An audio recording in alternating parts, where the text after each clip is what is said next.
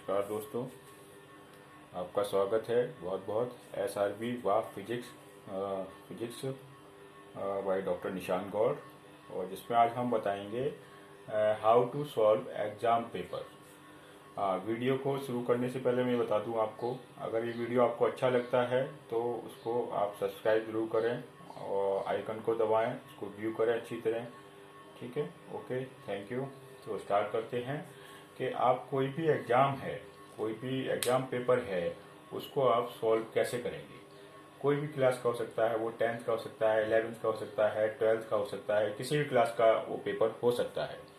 ठीक है, तो आपको क्वेश्चन पेपर करने का भी बहुत अंतर पड़ता है आजकल, आपके मार्क्स पर बहुत अंतर पड़ता है। तो ये हमें जानना चाहिए कि हम कैसे उसको करें, उस क्वेश्चन पेपर को हम ज़्यादा से ज़्यादा अच्छे तरीके से करें और जिससे हमारे अच्छे नंबर आ सके। ठीक है, तो उसको सॉल्व करने का भी अलग अलग पैटर्न है। काफ़ी बच्चे बहुत लिखते हैं लेकिन वो अच्छी तरह नहीं लिख पाते हैं या रेगुलर पैटर्न में नहीं लिख पाते हैं जिस तरह एग्जाम देखना चाहता है, और वो अच्छी नॉलेज होते हुए भी वो जो है मार्क्स गेन नहीं कर पाते हैं। तो एग्जामिनेशन में पेपर को कैसे सॉल्व करना है, कैसे उस एग्जाम पेपर को लिखना है, कैसा उसका लिखना होना चाहिए, रेगुलर पैटर्न क्या होना चाहिए, आइडियल पैटर्न क्या होना चाहिए, और न्यूमेरिकल्स के लिए, डेरिवेशन के लिए और डायग्राम से रिलेटेड क्वेश्चंस हैं उनके लिए। तो आज हम इस वीडियो में आपको बता रहे हैं how to solve exam paper. तो फर्स्ट थिंग है, हमारा पहला थिंग है किसी भी क्वेश्चन पेपर को सॉल्व करने के लिए, first question is very impressive. जो पहला क्वेश्चन आप अटेम्प्ट करें, जो भी आप पहला क्वेश्चन अटेम्प्ट करें एग्जाम पेपर में, पहला जब एग्जाम कॉपी में आप लिखें रिटन करते समय, तो आपको पहला क्वेश्चन कैसा करना चाहिए। ये पहला क्वेश्चन बहुत इम्प्रेसिव होना चाहिए। आप इसकी लेंथ भी अच्छी खासी रख सकते हैं, जिससे हर स्टेप को आप अच्छी अच्छी तरह सॉल्व करें उसको, जिससे एग्जामिनर को देखते ही वो पसंद आ जाए और देखते ही वो उसको समझ सके, वो सेंस लगा सके अच्छी तरह उसको, आप क्या कहना चाह रहे हैं, आप क्या लिखना चाह रहे हैं इस क्वेश्चन पेपर में।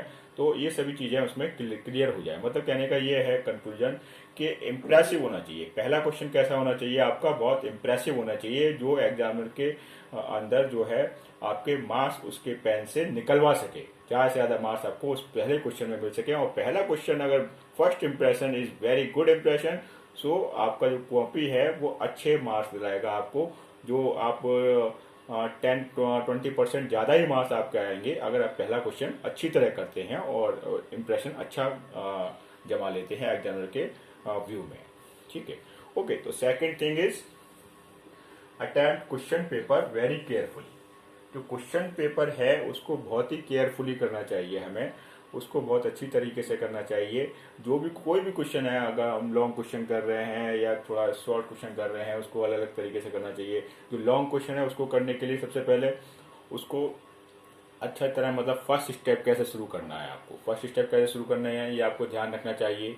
ठीक है, देन उसके बाद हमें क्या लिखना है, उससे रिलेटेड क्वेश्चन के बारे में क्या लिखना है वो याद रखना चाहिए। ठीक है, नेक्स्ट आपको फिर उसका मीडियम कैसे करना है, मीडियम जो क्वेश्चन का है वो कैसे करना है। मीडियम का मतलब जो बीच में उसमें क्या लिखना है, कितना मैटर आपको बीच में लिखना है, ये आपको उसमें आपको मालूम होना चाहिए। तभी आप अच्छा क्वेश्चन लिख सकते हैं, अच्छा आंसर लिख सकते हैं उस क्वेश्चन का।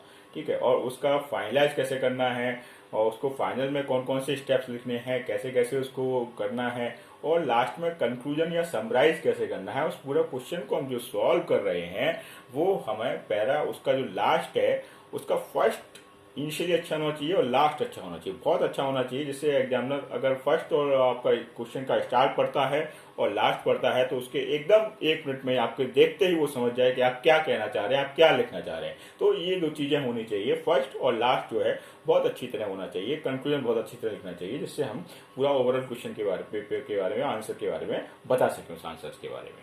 ठीक है, और नंबर थर्ड आप देखें, drive derivation drive on finger tips. तो जैसा कि फिजिक्स जो है बहुत डेरिवेशन से रिलेटेड है, फिजिक्स में काफ़ी डेरिवेशंस हैं। ठीक है, आपके मेरे ख्याल से 50% करीब करीब डेरिवेशन है और ज़्यादा भी हो सकते हैं। तो derivations is a major part in the physics. Physics में जो डेरिवेशन है काफ़ी मेजर पार्ट हैं, काफ़ी मेजर पार्ट रोल करते हैं, प्ले करते हैं। तो डेरिवेशन, कोई भी डेरिवेशन हो, फॉर एग्जाम्पल कोई भी डेरिवेशन हम ले सकते हैं, तो उसको हमें मालूम होना चाहिए कि हमें कैसे सॉल्व करना है, ठीक है, और उसको कैसे इसका इनिशियल करना है, इनिशियल हमें कैसे करना है। फॉर एग्जांपल कोई हम डेरिवेशन कर रहे हैं, उसकी कुछ इक्वेशंस हैं, तो उन इक्वेशंस को हमें याद होना चाहिए, उस फॉर्मूले को याद होना चाहिए, ठीक है। उसके बाद हम क्या करेंगे, आफ्टर दैट हम क्या करेंगे, कौन सा इक्वेशन हम यूज कर रहे हैं, कौन सा रिजल्ट हम यूज कर रहे हैं, कौन सा फॉर्मूला हम यूज कर रहे हैं उस डेरिवेशन में, वो सेकंड स्टेप में होना चाहिए। थर्ड स्टेप में हमें क्या करना है, हमें मल्टीप्लाई करना है किसी और किसी प्रीवियस इक्वेशन को लेके आना है या किसी फॉर्मूले को लगाना है, तो ये सब होना चाहिए। ये मीडियम पार्ट है, ये मीडियम पार्ट में है। कैसे उसे स्टार्ट कर रहे हैं ये आपको फिंगर पे होना चाहिए कि पहले क्या करना है, इनिशियली क्या करना है, देन उसके बाद मीडियम में क्या करना है, मीडियम जो पार्ट है उसमें उसको कैसे सॉल्व करेंगे उस डेरिवेशन को, देन उसके बाद फिर उसको कैसे ले रहे हैं, कौन सी इक्वेशन उसमें आएगी, कौन सा पार्ट उसमें आएगा, कौन सा फॉर्मूला उसमें लगाएंगे आप, कैसे वो स्टार्ट होके एकदम उसका मीडियम पार्ट आएगा उस डेरिवेशन का, देन उसके बाद लास्ट पार्ट कैसे आएगा, उसमें हमने क्या करना है, कौन सी इक्वेशन लगानी है, सब्ट्रैक्शन करना है, मल्टीप्लिकेशन करना है, किसी का एडिशन करना है, क्या हमें करना है, ये सब चीजें हमारी फिंगर ऑन द टिप्स होनी चाहिए। हर डेरिवेशन के अलग अलग टिप्स होते हैं। अगर आप डेरिवेशन को याद करेंगे तो कभी भी डेरिवेशन को आप नहीं कर सकते हैं।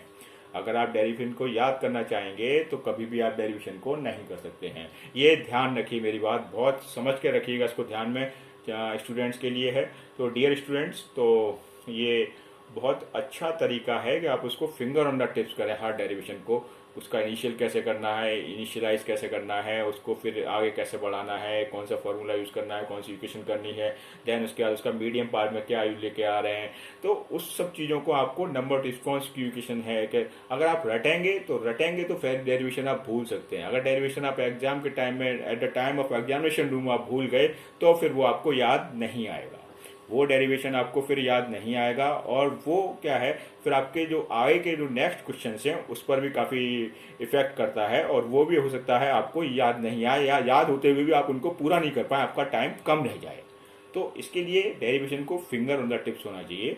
आपको डेरिवेशन, हर डेरिवेशन का अलग तरीका है, क्राइटेरिया है, तो आपको मालूम होना चाहिए कौन सा डेरिवेशन कैसे शुरू होगा, कैसे उसको मीडियम पार्ट उसको बढ़ाएंगे, कैसे उसको मीडियम में रखेंगे, कैसे उसके बीच में उसको कैसे कैसे करना है, और फिर लास्ट जो फाइनलाइज करना है, लास्ट स्टेप उसमें कैसे है, और पूरा कैसे उसको करना है। तो ये हमारी बात होगी third part, derivation drive on finger tips. तो ये बहुत जरूरी है, मोस्ट इंपॉर्टेंट। फोर्थ थिंग है solution of numericals. Solution of numericals में क्या है कि कोई भी न्यूमेरिकल है तो उसको कम से कम आप स्टार्ट में, कोई भी न्यूमेरिकल आपके पास आया है तो उसको आप क्या करेंगे, उसको 2-3 बार, एटलीस्ट 2 या 3 बार उसको आप पढ़िए, 2-3 बार देखिए कि वो न्यूमेरिकल क्या है, क्या क्या हम उससे समझ रहे हैं, ठीक है। और उसके बाद उसके जो डेटा हैं उसके डेटा आप लिख लीजिए। फॉर एग्जाम्पल जैसे कोई न्यूमेरिकल है f equal to M A पर, तो f इज गिविंग, f दिया हुआ है, ठीक है, a दिया हुआ है, रिटर्न कर लीजिए इन दोनों को, क्या करेंगे, रिटर्न कर लीजिए, देन ये गिवन है ये आपका, ठीक है, और रिटर्न कर लीजिए, देन फाइंड आउट कराया है, ये फाइंड कराता है, क्या कराता है, ये फाइंड कराता है, एन की वैल्यू वो फाइंड कराता है, एफ का वैल्यू गिवन है, ए का वैल्यू गिवन है, रिटर्न है ये, तो उसको लिख लीजिए न्यूमेरिकल सॉल्व करते समय, और फाइंड क्या कराता है वो भी लिखिए। फिर उसमें देखिए कि फॉर्मूला कौन सा लगाएंगे, ये जो हमें दी हुई हैं, जो डेटा दिए हुए हैं उसके आधार पे हम फॉर्मूला कौन सा लगाएंगे। तो इन सबका फॉर्मूला क्या है, F equal to M A, तो एफ इक्वल टू ये एम ए फॉर्मूला हो गया इसका।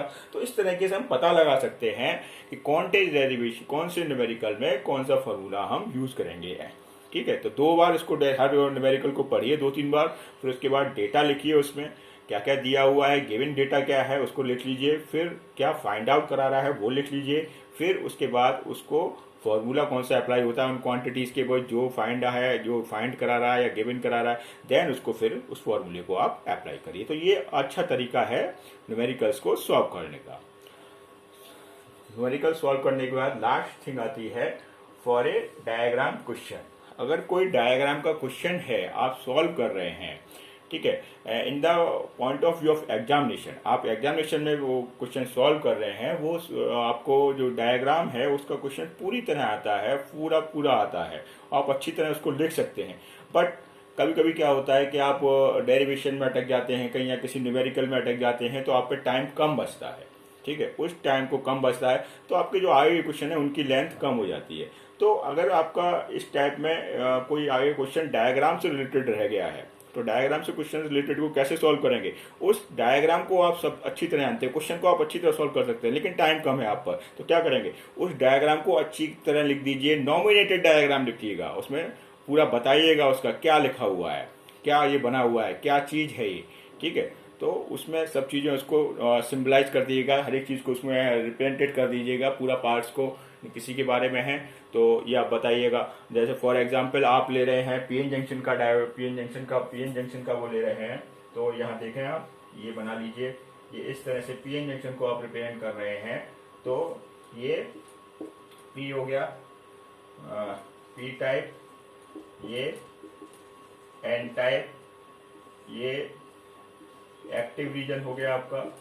ठीक है, ये एक्टिव रीजन हो गया, या इसे आप कहते हैं डिप्लेशन लेयर भी कहते हैं इसको। ठीक है, तो ये पी पार्ट हो गया और ये एन टाइप हो गया। तो ये सब बताना है हमें, मतलब पी टाइप है, ये एन टाइप है, ये हमारा क्या है, ये एक्टिव रीजन है या डिप्लेशन लेयर है जिसको कहते हैं, डिप्लेशन लेयर भी कहते हैं एक्टिव रीजन को। तो ये पूरा नॉमिनेटेड होना चाहिए, कहने का मतलब है पूरा इसको रिप्रेजेंट करना चाहिए, अच्छी चीजें सब चीजें इसको लिखनी चाहिए आपको। तो इस तरह से हम अगर आप थ्योरी नहीं भी लिख पाते हैं टाइम कम की वजह से, तो केवल नॉमिनेटेड डायग्राम बना दीजिए और आपका रह जाता है क्वेश्चन, तो उसकी थ्योरी रहने दीजिए। तो अभी आपको एग्जामिनर आपको 60% 70% नंबर उसमें दे देगा, क्योंकि आप जब बच्चा वो एग्जामिनर देखता है, जब बच्चा उन्हें लिखा हुआ है पूरा, उसका नॉमिनेटेड फिगर लिखा हुआ है, पूरा बनाया हुआ है, तो उसको लिख भी सकता है, लिखने में कोई दिक्कत नहीं, टाइम कम की वजह से उसको रह गया होगा। तो इस तरह हम किसी भी डायग्राम क्वेश्चन को भी अच्छी तरह लिख सकते हैं, अच्छी तरह उसको बता सकते हैं, आते हुए भी हम अपनी बात रख सकते हैं और मैक्सिमम मार्क्स हम एग्जाम में गेन कर सकते हैं। तो आज हमने देखा इस वीडियो में कि आप कैसे how to solve exam paper, कैसे आप सॉल्व करेंगे एग्जाम पेपर अपना। तो 5 टिप्स मैंने आपको आज बताए। आपको ये वीडियो कैसा लगा दोस्तों, और ये बताइएगा आप, और अच्छा लगा हो तो आप इसको जरूर सब्सक्राइब करें हमारे SRB वाह फिजिक्स बाय डॉक्टर निशांत गौर के द्वारा। ठीक है, थैंक यू वेरी मच।